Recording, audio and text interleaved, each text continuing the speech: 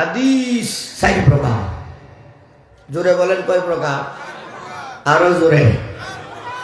1 number ওই সকল হাদিস যেগুলো নবীর জন্য খাস, নবীর বৈশিষ্ট্য, উম্মতের জন্য করার অনুমতি নাই। যেমন কোরআন শরীফে আল্লাহ বলেন বিবাহ 4টার বেশি করতে পারবা না একসাথে, কিন্তু নবী বিয়া করছেন একসাথে 10টা। 10 বিয়া যে করছেন বুখারীর হাদিসও আছে। বুখারীর হাদিসে 9 নিসওয়াতিন যে বলা হয়েছে, যেহেতু স্ত্রী 10 জন, আলাইকুম বিসুন্নতি ওয়া সুন্নাতিল খুলাফায়ে রাশিদিন আল মাহদিয়িন। খুলাফায়ে রাশিদিনের সুন্নাত তোমার আমার জন্য করণীয়, আবশ্যক। কেন? নবীর ওয়ানা, কারোরা। এখন 4 খলিফার সুন্নত একটা একটা করে আমি বলতেছি। 4 খলিফার সুন্নত। আবু বকরের সুন্নত হলো উনি এককভাবে উমর রাদিয়াল্লাহু তাআলা আনহুকে খলিফা বানায় গেছেন। হযরত উমরের সুন্নত 20 রাকাত তারাবি জামাতের সাথে এবং কুরআন খতমের মাধ্যমে তামিমে দারি এবং উবাই ইবনে কাব রাদিয়াল্লাহু তাআলা 2 হাফেজকে নিয়োগ দিয়েছেন। 15 পারা। উমর ফারুক 4 রাকাত ফরজ, 3 রাকাত বেতের পড়াইতেন। নবীর যুগে আযান ছিল শুক্রবারে একটা। ইমাম সাহেব মিম্বরে বসার পর যে আযানটা দেয়, উসমান গনির যুগে মানুষ যখন বাইরে গেছে, ইমাম সাহেবের সামনে আযান দেওয়ার পর তো উযু কইরা জরুরত সাইরা নামাজই পাইতো না, খুতবা তো পাবেই না। উনি বৈশা পরামর্শ করলেন একটা আযান বৃদ্ধি করলে কেমন হবে। সাহাবাই কেরামগণ সবাই অনুমতি দিলেন। উনি আমরা যে প্রথম আযানটা দিই এটা উসমান গনি বৃদ্ধি করেছে। নবীর যুগে ছিল না, আবু বকরের যুগে ছিল না, উমরের যুগেও ছিল না। কার যুগে ছিল? উসমান গনি রাদিয়াল্লাহু তাআলা স্টার্ট করলে। আলে হাদিসরা বলে কলমা পড়ছি নবী, আবু বকরের কলমা পড়ি নাই। আলে হাদিসরা পড়ে বলে কলমা পড়ছি নবী, উসমানের কলমা পড়ি না। সুতরাং উসমানের বৃদ্ধিকৃত আযান আমরা মানি না। বুখারী শরীফের শেষ হাদিস শিরোনাম সহ পড়েছি। সংক্ষেপে কয়েকটি কথা বলব। ইমাম বুখারী গোটা বুখারী শরীফের মধ্যে এই উম্মতের যত বাতিল ফেরকা আছে, কোনো না কোনো জায়গায় বাতিলদের দিকে ইঙ্গিত করেছেন, তাদের ভ্রান্ত মতবাদকে খণ্ডন করেছেন। সর্বশেষে এমন একটা বাতিলের মতামত খণ্ডন করেছেন যে বাতিল আমরা চিনি না, নামে চিনি না।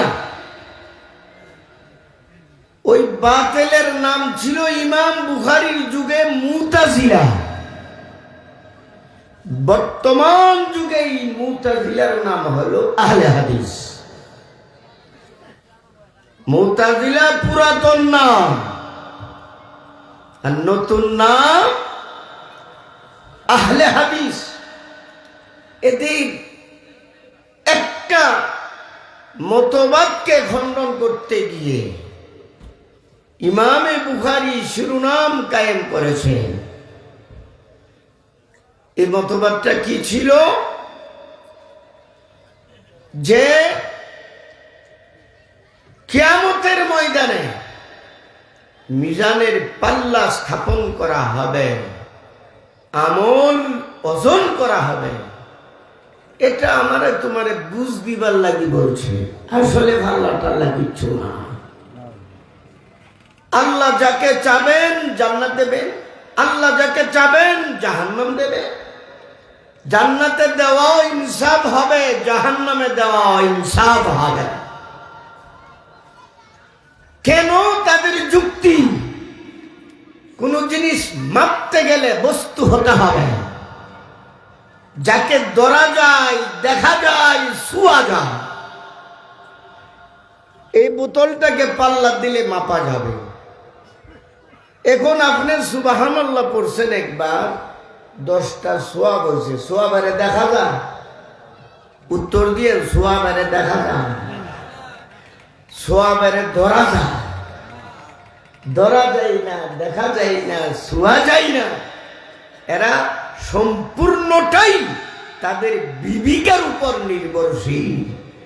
এই কারণে সোয়াব যেহেতু বনি আদমে, এটা আরাজ বলা হয়, উলামায়ে কেরাম জানেন। ধরা যায় না, ছোঁয়া যায় না, দেখা যায় না, এটা আবার মাপবে কিভাবে?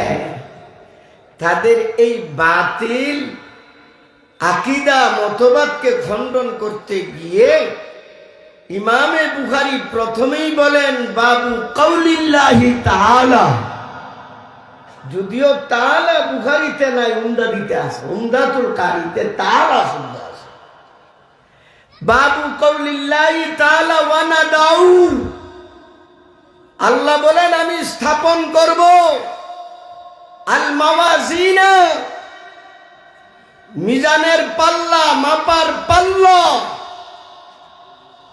কিসতা, নে ইনসাফে, যেই পাল্লার মধ্যে চুল পরিমাণে দিক সেদিক হবে না। তো প্রথম কোরআনের আয়াত দ্বারা আল্লাহ, ইমাম বুখারী প্রমাণ করেছেন আমল মাপা হবে। আমলের পরিষ্কার ভাবে আগে বলতেছে ওয়া আন্না আমাল বনি আদম, বনি আদমের সকল আমল, ওয়া কাউলাহুম, এবং তাদের বিশেষ করে মৌখিক যে ইবাদতগুলো আছে সবগুলোকে মাপা হবে। উদাহরণ আপনারা জানেন, এই হাদিসের ব্যাখ্যা সবসময় আপনারা শুনেন। কারো শরীরে তাপ উঠলে, জ্বর উঠলে, জ্বর দেখা যায় না, ধরা যায় না, ছোঁয়া যায় না, কিন্তু থার্মামিটার দ্বারা কি করা যায়? মাপা যায়। গাড়ির স্পিডটা কত, 1 মাইল থেকে মেশিনে মেপে ফেলে। আল্লাহর জন্য এটা কোনো ব্যাপার না। এর জন্য ইমাম বুখারী তাদের মতামতকে খণ্ডন করেছেন কোরআনের আয়াত দ্বারা।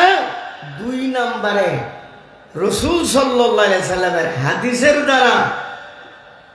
সাকিলাতানে ফিল মিজান হাদিসে আসতেছে। যাই হোক, দ্বিতীয় কথা হলো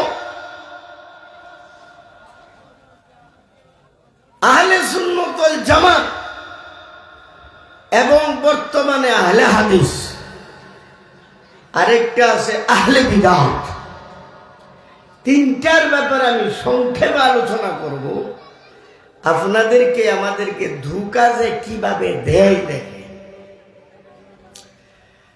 কুরআন শরীফের শব্দগুলো এমন একটা জের জবর, যদি পরিবর্তন হয়ে যায় অর্থ একদম পরিবর্তন হয়ে যায়। যেমন ইমামে বুখারী বলেন ওয়াকালা মুজাহিদুন আল কুস্তাসু আল কিস্তাসু, দুটোটা মাজদার।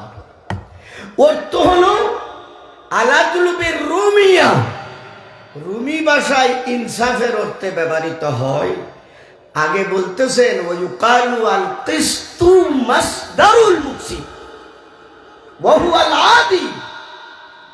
এখানে বিষয়টা বুঝেন, কিস্ত, কাস্ত, কফের মধ্যে জের দিয়া যদি পড়েন তাহলে হবে আল কিস্তু, অর্থ হলো ইনসাফ, নেই নীতি, নেই পরায়ণতা।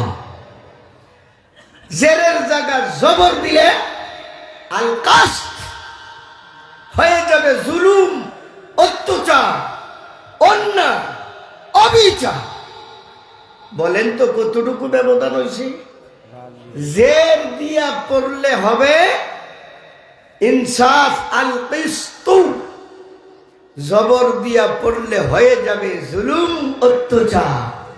আল কিস্তু মাসদারুল মুকসিদ, যেহেতু এই হাদিসের ব্যাখ্যা করা আমার উদ্দেশ্য না, উদ্দেশ্য হলো ভ্রান্তবাদীদের পরিচয় উন্মোচন করে দেওয়া।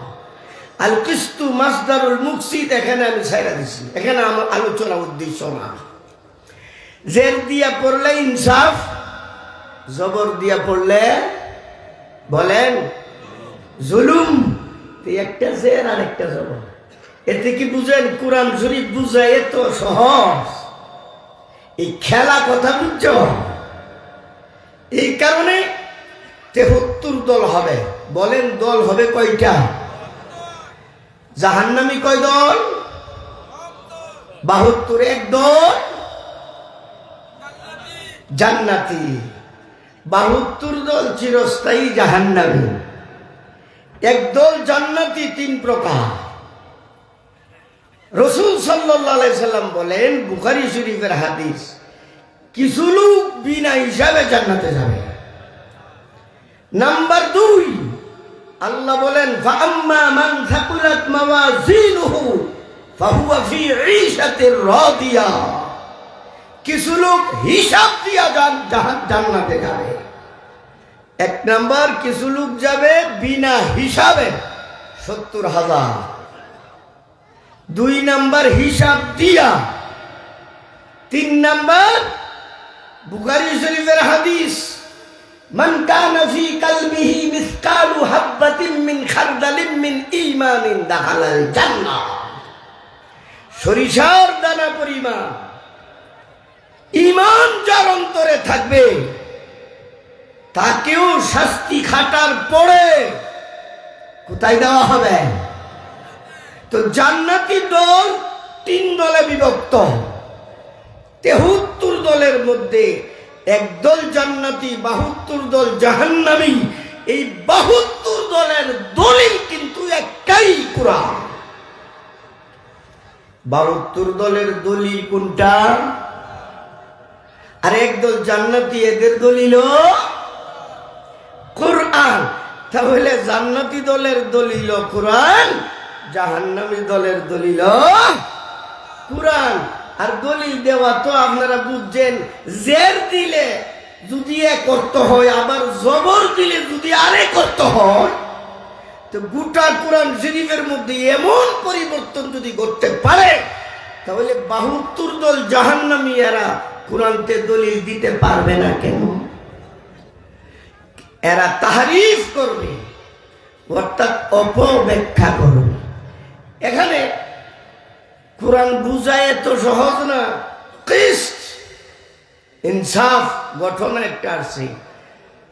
আল্লামা কাস্তাল্লানী ইরশাদুস সারিতে এই হাদিসের ব্যাখ্যা শাইখুল হাদিস জাকারিয়া কান্দুলুবি নাব্বারাল্লাহু মারকাদা আল কানজুল মুতাওয়ারিতে, দুটোটা আরবি কিতাব, বুখারীর ব্যাখ্যা গ্রন্থ, এই ঘটনাটা উল্লেখ আছে। এই উম্মতের মধ্যে সবচেয়ে বড় জালেম ব্যক্তি হলো হাজ্জাজ বিন ইউসুফ। হাজ্জাজের মতো এত বড় জালেম আর কেউ ছিল না। জালিমু হাযিহিল উম্মাহ আল হাজ্জাজ ইবনে ইউসুফ, একটা প্রবাদ বাক্য। এই হাজ্জাজ এর বিরুদ্ধে কেহ কথা বললে এর আর রেহাই নাই। গ্রেফতার কইরা ফাঁসি, নতুবা জেলখানায়, জেলখানাতে গুম করে ফেলছে। তাসকিরাতুন নুমান কিতাবে আসছে, প্রায় ১.৫ লক্ষ শুধু আলেমকে হত্যা করছে অন্যায়ভাবে। কেন? তার বিরোধিতা করার কারণে। তুমি যখন আকাম কুকাম করবা, তাহলে ভুলটাকে ভুল বলা লাগবে না? তুমি ডরে ভয়ে যদি ভুলটাকে সত্য বলো অথবা গোপন করে রাখো, তাহলে তো তুমি বুবা শয়তানে পরিণত হইবা। হাদিস শরীফে নবীজি বলেন, লা ইয়ামনান্না আহাদাকুম হাইবাতু আহাদিন আইয়াকুলা আও ইয়াকুমা বিল হাক্কি হাইসু কান। যে অবস্থায় থাকো না কেন, যে কোনো স্থানে থাকো না কেন, খবরদার সত্য কথা বলতে যাতে তোমাকে বারণ করতে না পারে। হযরত সাঈদ বিন জুবাইর আজাল্লে তাবী, তাবিদের মধ্যে আজাল্লে তাবি, সবচেয়ে বড় তাবি সাইদ বিন জুবাইর।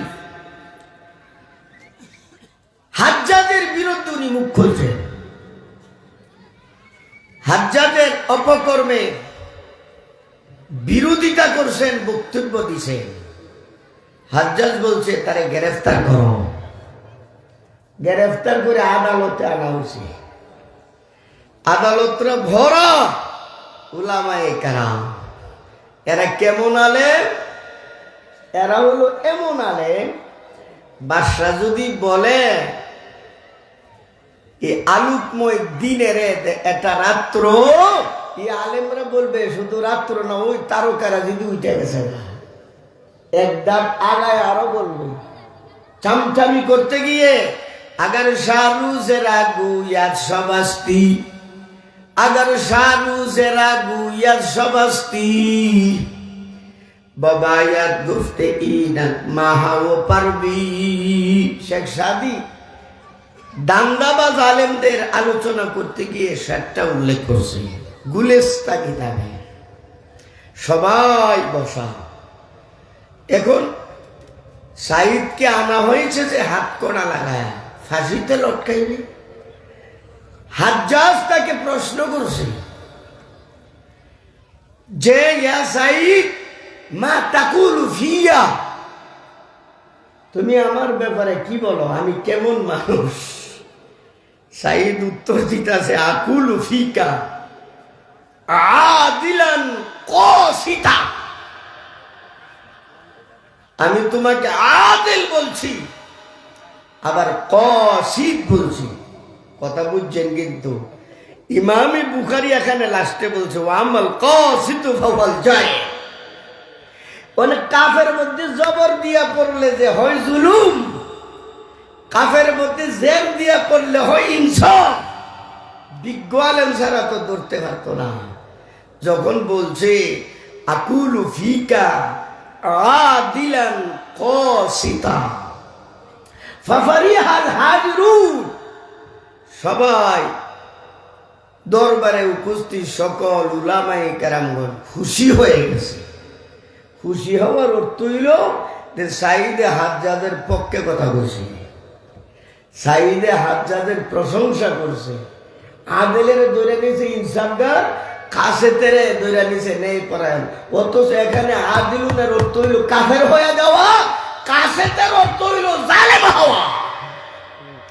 এই খবর তো এই মোল্লারা জানে না।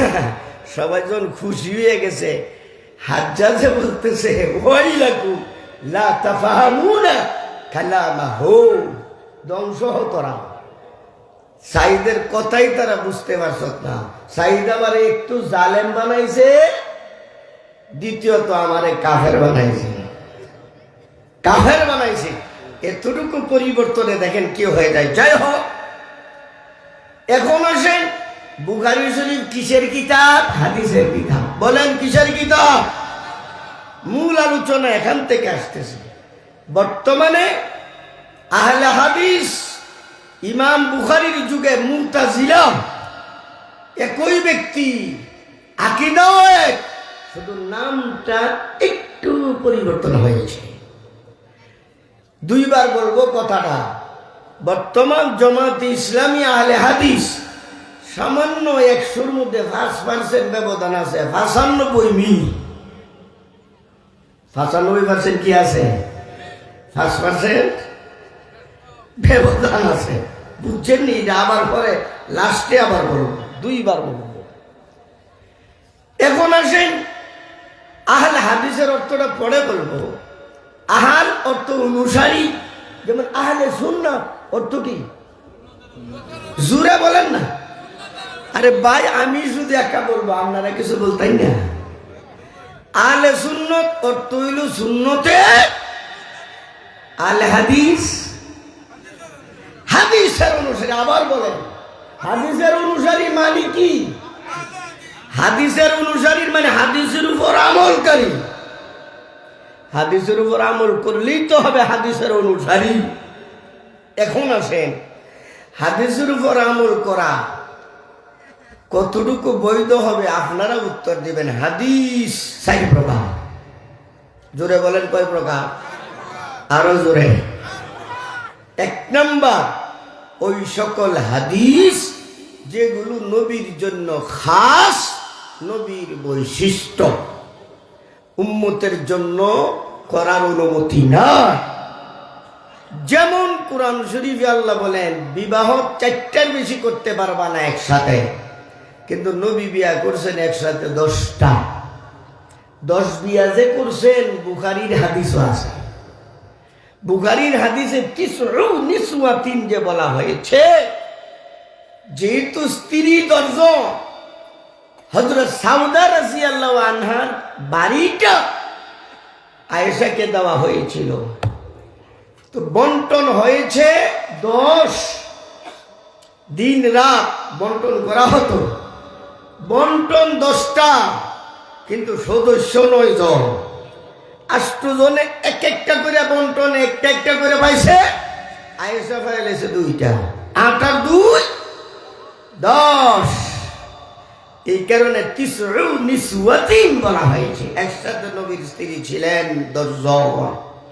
বলেন তো কোরআনে বলছেন 4-এর বেশি বিবাহ করতে পারবা না, নবী করছেন কয়টা? একসাথে। এই 10 বিয়া করা নবীর বৈশিষ্ট্য, নবীর জন্য খাস, উম্মতের জন্য বৈধ না। এটাও কিন্তু হাদিস। বলেন তো এই হাদিসের উপর আমল করতে পারবেন? আমার কথা বুঝতেছেন না? আমল করা যাবে না। আহলে হাদিসরা কিন্তু এটার উপর আমল করে, যদিও প্র্যাকটিক্যাল করে না, কিন্তু তাদের দাবি যে বিয়া 10টা পর্যন্ত একসাথে করতে পারবে, যেহেতু হাদিস আছে। নাউজুবিল্লাহ। নাম্বার 2, রাসূল সাল্লাল্লাহু আলাইহি সাল্লাম জীবনে 1বার বা 2বার করছে, এরপরে জিন্দেগিতে নবী করেননি। এটাও হাদিস। বুখারী শরীফের হাদিস, নবী এক জায়গায় গেলেন, দাঁড়াইয়া পেশাব করছে।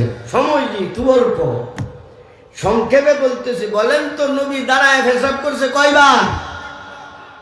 জিন্দেগিতে 1বার। এটা নবী জিন্দেগিতে 1বার কইরা আর করেন নাই। তোমার আমার জন্য করার অনুমতি নাই, বিশেষ প্রয়োজন ছাড়া। এখানে মজার একটা ঘটনা বলতেছি। তুহফাতুল কারি শরহে বুখারী, বুখারী শরীফের ব্যাখ্যা গ্রন্থ, লেখক আল্লামা সাইদ পালনপুরি নাব্বারাল্লাহু মারকাদা, সাইদ আহমদ পালনপুরি, দারুল উলুম দেওবন্দে তুহফাতুল কারিতে ঘটনা লিখছে। আমেরিকাতে তুহফাতুল কারি কিতাবে, আমেরিকাতে আজ থেকে 5-6 বছর আগে এক আহলে হাদিস বুখারী শরীফের দরজ দেয়। বুঝে না তো কিচ্ছু, দরজ দিয়া মানুষের গুমরা বানা। তো এই জায়গাত হাদিসটা আছে বুখারী শরীফ 35 নম্বর পৃষ্ঠা 1ম খণ্ড। এই হাদিসটা আছে, আতা সুবাত আতা কওমিন ফাবালা কাইমা। নবী একবার এক কওমের আবর্জনার স্থলে আসলেন, দাঁড়ায় পেশাব করলেন। সে বলতেছে যেহেতু বুখারী শরীফের হাদিসে আছে দাঁড়িয়ে পেশাব করা, এটাই আমাদের করতে হবে, এটাই নবীর সুন্নাত। তো এক ভদ্রলোককে দাঁড়ায় বলছে যে হযরত আপনি যে বলছেন দাঁড়ায় পেশাব করে ওই নবীর সুন্নাত, এই দাঁড়ানোটাকে শুধু পুরুষের জন্য না মহিলার জন্য? কি কইন আপনারা? মুখ বন্ধ হয়ে গেছে গাছা। কারণ আপনি তো দাঁড়ায় করলে মোটামুটি একটু দূরে যাইব, হেলা যদি দাঁড়াই করা অবস্থা কি হবে? অপব্যাখ্যা করলে জাগা জাগা হুচুট খেতে হয়। তো 1 নম্বর হাদিস নবীর বৈশিষ্ট্য, 2 নম্বর হাদিস নবী জিন্দেগিতে 1-2বার করছে, এর উপরও তোমার আমার আমল করার অনুমতি না। 3 নম্বর হাদিস নবী অনেক দিন করছে, টপ করে নবী ছাইরা দিছে, আর করেন না। 1 বছর 2 বছর 5 বছর 10 বছর লাগাতার করছে, হঠাৎ করে ছেড়ে দিয়েছেন ইন্তেকালের আগ পর্যন্ত, আর তিনি করেন নাই।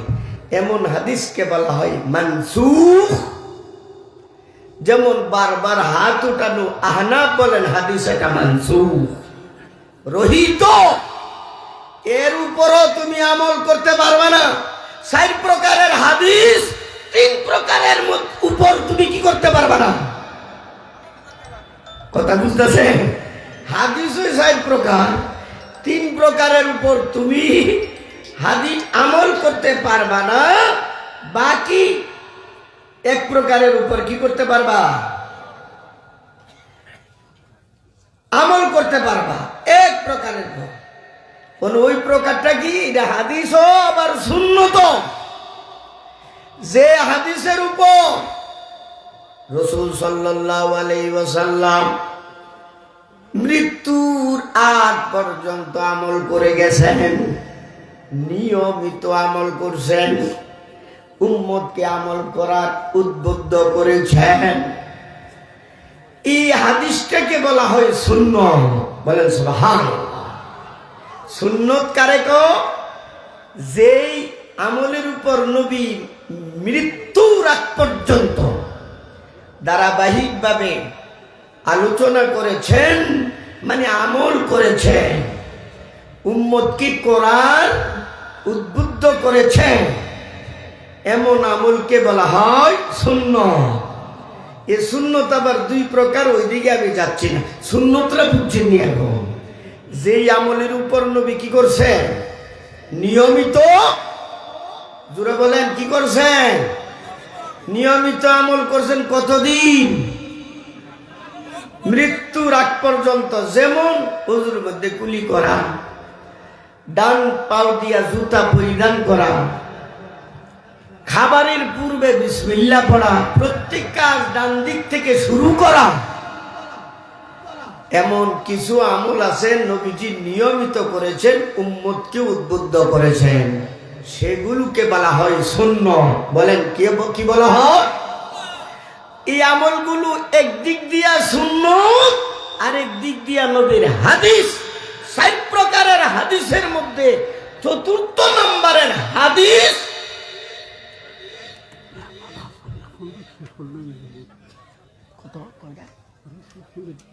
আচ্ছা, তাহলে কি বুঝলে যে হাদিস 4 প্রকারের মধ্যে 3 প্রকারের উপর আমল করার কি নাই, অনুমতি নাই। 1 প্রকারের উপর আমল করবা। এই 1 প্রকার হাদিসের নাম সুন্নত, আবার এই সুন্নতের নাম হাদিস।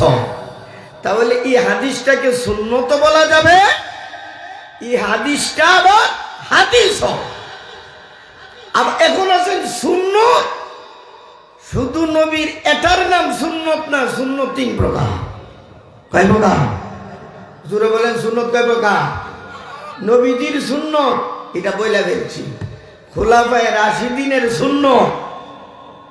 খুলাফায়ে রাশিদিন, নবীজি সাল্লাল্লাহু আলাইহি সাল্লাম বলেন, আলাইকুম বিসুন্নতি ওয়া সুন্নাতিল খুলাফায়ে রাশিদিন আল মাহদিয়্যিন। খুলাফায়ে রাশিদিন বলতে 4 খলিফা, আবু বকর, উমর, উসমান, আলী রিজওয়ানুল্লাহি তাআলা আলাইহিম আজমাইন। এখানে একটা ভুল করে উলামায়ে কেরাম, একটা বড় ধরনের ভুল। একজন মাথা কামাইতেছে, মাথা গামজা করতেছে, মুন্ডাইতেছে, কইটা আলীর সুন্নাত।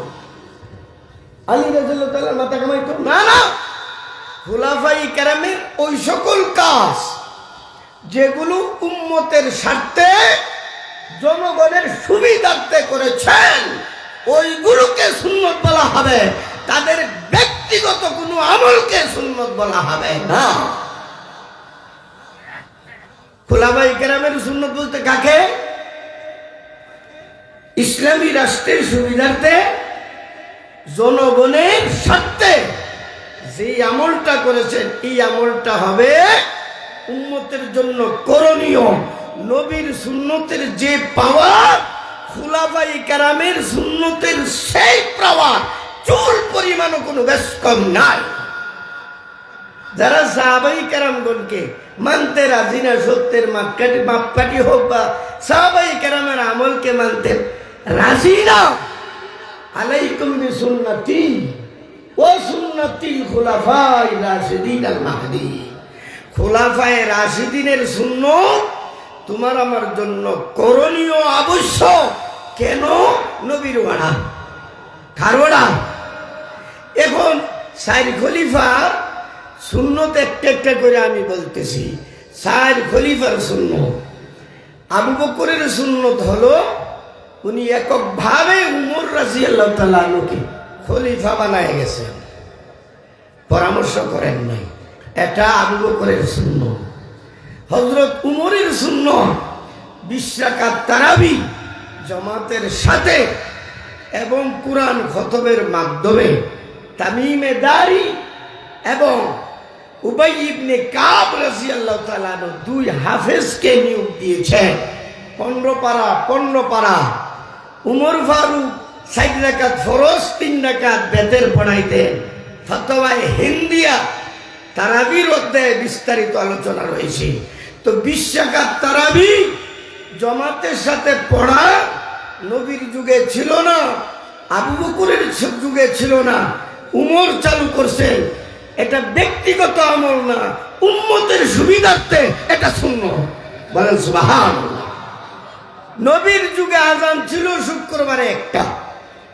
ইমাম সাহেব মিম্বরে বসার পর যে আযানটা দেয়, উসমান গনির যুগে মানুষ যখন বাইরে গেছে, ইমাম সাহেবের সামনে আযান দেওয়ার পর তো ওযু কইরা জরুরত সাইরা নামাজই পাইতো না, খুতবা তো পাবেই না। উনি বৈশা পরামর্শ করলেন একটা আযান বৃদ্ধি করলে কেমন হবে। সাহাবাই কেরামগণ সবাই অনুমতি দিলেন। উনি আমরা যে প্রথম আযানটা দিই এটা উসমান গনি বৃদ্ধি করেছে। নবীর যুগে ছিল না, আবু বকরের যুগে ছিল না, উমরের যুগেও ছিল না। কার যুগে ছিল? উসমান গনি রাদিয়াল্লাহু তাআলা স্টার্ট করলেন। আলে হাদিসরা বলে কলমা পড়ছি নবী, আবু বকরের কলমা পড়ি নাই। আলে হাদিসরা পড়ে বলে কলমা পড়ছি নবী, উসমানের কলমা পড়ি না। সুতরাং উসমানের বৃদ্ধিকৃত আযান আমরা মানি না। এই যে পাগলামি কথা, নবীর এমান বাকেম নবী তো নিজেই বলছেন আলাইকুম বিসুন্নতি ও সুন্নতিল খুলাফায়ে রাশিদিন আল মাহদিয়্যিন। খুলাফায়ে রাশিদিনের আমলগুলো মান্য করা, আমল করা স্বয়ং নবীর ওয়াদা। আলী রাদিয়াল্লাহু তাআলা আনহুর সুন্নাত খুব চমৎকার, একটু লম্বা, যেহেতু অনেক মেহমান আছে। কে আছে বাবা? অনেক মেহমান আছে। বর্তমান যুগে আহলে হাদিসের ফায়সালাটা জানাই দিতেছি। হাসিয়াতুত তাহতাবি আলা দুররিল মুখতার 4 নম্বর খণ্ড 153 পৃষ্ঠা। আহলে হাদিস এরা জাহান্নামী দল, বেদাতি দল। বলেন না সুবহানাল্লাহ। ভাই আমি দলিল দিতেছি, পরে বুঝছো। তা আহলে হাদিসের সাথে যাদের মিল আছে 5 ভাগ মিল নাই, 95 ভাগ মিল আছে, এরা খাঁটি হয়ে গেছে। এগুলো বলেন খাঁটি হয়ে গেছে নাকি? হ্যাঁ, খাঁটি নাই তো বলতেছেন ফালাইকুম হাসিয়াতুত তাহতাবি আলা দুররিল মুখতার 4 নম্বর খণ্ড 153 পৃষ্ঠা।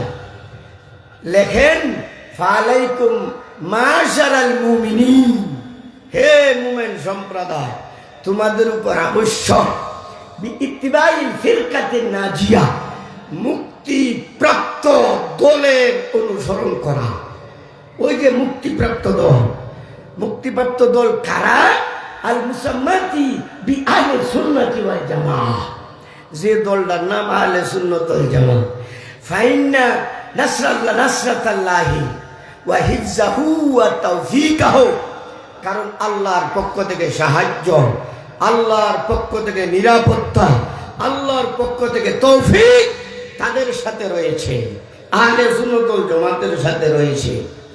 আগে বলতেছেন ওয়া ফুজলানাহু ওয়া সাখতাহু ওয়া মাকতাহু ফি মুখালাফাতিহিম। এই আহলে সুন্নাত ওয়াল জামাতের বিরোধী যারা আছে তাদের উপর আল্লাহর গজব, তাদের উপর আল্লাহর লানত, তাদের উপর আল্লাহর ক্রোধ, এখন বলে আহলে সুন্নাত ওয়াল জামাত এরা কারা?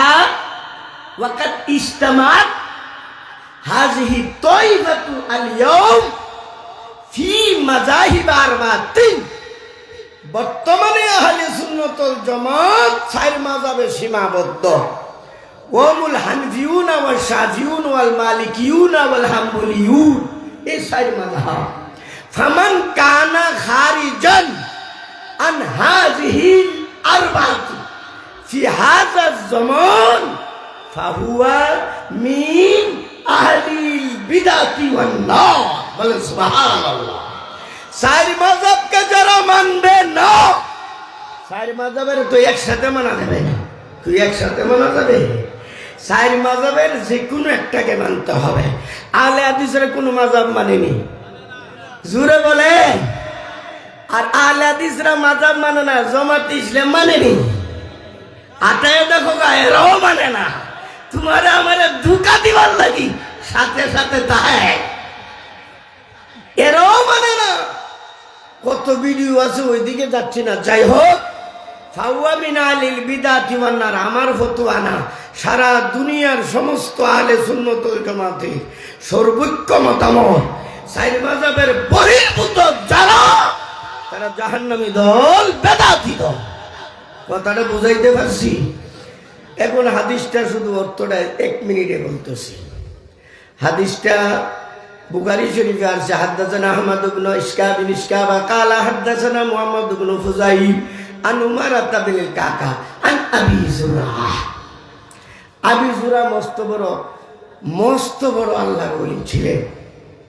সারা পৃথিবীর বুকে 4 জন হাফেজের তুলনা নাই।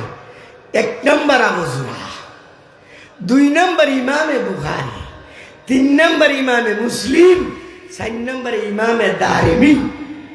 উমদাতুল কারি আল্লামা বদরুদ্দিন আইনি লেখেন, নসরুল বারী তো আসছে। আবু যুরার একটা ঘটনা বলতেছি, বরং 2টা ঘটনা বলতেছি। এই এলা কইরো না মানুষেরে, তুমি যারা এলা করতেছ হতে পারে তোমার সে অনেক অনেক অনেক বড় সে আল্লাহর কাছে। কথা কি না? ইমামে মুসলিমের উস্তাদ আবু যুরা। ইবনে মাজাহ শরীফ 25 পৃষ্ঠা মুকাদ্দিমায়। আমরা তো কিতাব আরম্ভ করি শুরুতে বিসমিল্লাহ থেকে, এনতে না একবারে শুরুতে, যেগুলো পড়ানো হয় না মুকাদ্দিমার আগে 25 পৃষ্ঠা ইমামে মুসলিম শরীফটা লেখা। বড় খুশি হয়ে আনন্দের সহিত গেছে উনার উস্তাদের কাছ থেকে দোয়া নিয়ে আনার জন্য। মুসলিম শরীফ দিচ্ছে, হযরত আমি সহিহ মুসলিম নামক একটা হাদিসের কিতাব লিখছি। আচ্ছা, আমার আলোচনার দ্বারা কি বুঝলাই? হাদিসও থাকলে কি আমল করা যাবে? জোরে বলেন, আমল করা যাবে যতক্ষণ পর্যন্ত সুন্নতে না পাওয়া যাবে। হাদিসও থাকলেই আমল করা যাবে না। এই কারণে আহলে হাদিস নামটাই বিশুদ্ধ না। কোন হাদিসের উপর আমল তুমি করতে পারবা না। আবু যুরা এমন দমক দিছে, বাজা দমক দিয়া ব্যক্তি বুঝেননি, তার গালি টালি দিয়া বিদায় করছে। বেড়া কান্দা যাইতেছে। ইমামে মুসলিম, ইবনে মাজাহ 25 পৃষ্ঠা, এখন দেখতে পারবা। চলে গেছে কিছুদিন পরে ইমাম মুসলিম মারা গেছে। ইমাম মুসলিমের তেমন বেশি বয়স হয়েছে না। মৃত্যুবরণের পর ইমাম মুসলিমের সহিহ মুসলিম কিতাব আল্লাহ এমন ভাবে কবুল করছে, পরবর্তীতে আবু যুরা মুসলিম শরীফের হাওলা দিয়া বলতে সহিহ মুসলিমে এই হাদিসটা আছে, সহিহ মুসলিমে এই হাদিসটা আছে। বলো সুবহানাল্লাহ। প্রথম এলা করছিল, এরপরে বাদ দিয়া দিছে। যাই হোক বন্ধুরা, যেহেতু একের পরে উলামায়ে হাজরাত বুজুর্গানে দিনের কি নাই, অভাব নাই, এখানে সবাই বরকতে লাগে আছে। হাদিসের অর্থ কইতাম না। আবু যুরার ঘটনা 2 মিনিটে কোনই লাগে। আবু দাউদ শরীফ 4 পৃষ্ঠা, অর্থাৎ 446 পৃষ্ঠা। আবু দাউদ এখানে আছে ভাই, দেখতার অক্ষণে দেখতার ভাই। قال الإمام أبو داود حدثنا مالك بن عبد الواحد المسمعي قال حدثنا الضحاك بن مخلع قال حدثنا عبد الحميد بن جعفر قال حدثنا صالح بن أبي عريب عن أبي كثير আন মুররাতা আন আবি কাসিরিন আন মুআজ ইবনে জাবাল রাদিয়াল্লাহু তাআলা আনহু। সনদরা বলছি এই মুআজ বিন জাবাল থেকে এই হাদিসটা বর্ণিত। হাদিসের সারমর্ম কি? আবু জুরার মতো ব্যক্তি যিনি হাফেজে হাদিস ছিলেন, ইন্তেকালের সময় হয়ে গেছে, গপসপ করছে সবার সাথে, কথাবার্তা বলছে সবার সাথে, এরপরে আর কলমা পড়ে না। কলমা না পড়ে চুপ হয়ে গেছে, সবাই পেরেশান। হুজুর তো দুনিয়াবি কথা বলছে কিন্তু কলমা তো পড়েন না, সবাই পেরেশান, কাছে বসে পড়তেছে লা ইলাহা ইল্লাল্লাহ মুহাম্মাদুর রাসূলুল্লাহ আশহাদু আল্লা ইলাহা ইল্লাল্লাহ, কিন্তু আবু জুরার কোনো খবরই নাই। তখনই এক মুহাদ্দিস আসছে, তোমরা থামো, হুজুরের জবান দিয়ে আমি কালিমা পড়াইতেছি। উনি বৈশাখ আছে, উনি শুধু সনদরা পড়ছে আর কিচ্ছু না। উনি বলতেছেন হাদ্দাসানা মালিক ইবনে আব্দুল ওয়াহিদ আল-মাসমাই কালা হাদ্দাসানা দাহাক ইবনে মাখলাদি কালা হাদ্দাসানা আব্দুল হামিদ ইবনে জাফরি কালা হাদ্দাসানা সালিহ ইবনে আবি আরিবিন আন কাসির ইবনে মুররা আন মুআজ ইবনে জাবাল রাদিয়াল্লাহু তাআলা আনহু قال قال النبي صلى الله عليه وسلم। এই দুর্গা থামে গেছে, কারণ এই হাদিসটা আবু জুরার থেকে উনি শুনছে, এই সনদ সহ। তাহলে উনার তো এই সনদ মুখস্থ আছে, আসল জায়গাটা এসে সনদ পুরাটা বললাম। কালান নবী সাল্লাল্লাহু আলাইহি ওয়াসাল্লাম, এই দূর কমার সাথে সাথে আবু জুরার মুখ চালু হয়ে গেছে, মান কানা আখিরু কালামি লা ইলাহা ইল্লাল্লাহ দাখালাল জান্নাহ বলে সুবহানাল্লাহ। মানে সনদ পইরা আসল জায়গা দিয়া থাইমা গেছে গা, উনার মুখ দিয়া জবান দিয়ে আইসা গেছে। আল্লাহ আমাদের সবাইকে যে দুই চারটা কথা বলছি বুঝবার আমল করার তৌফিক দান করুন, সবাই বলেন আমিন।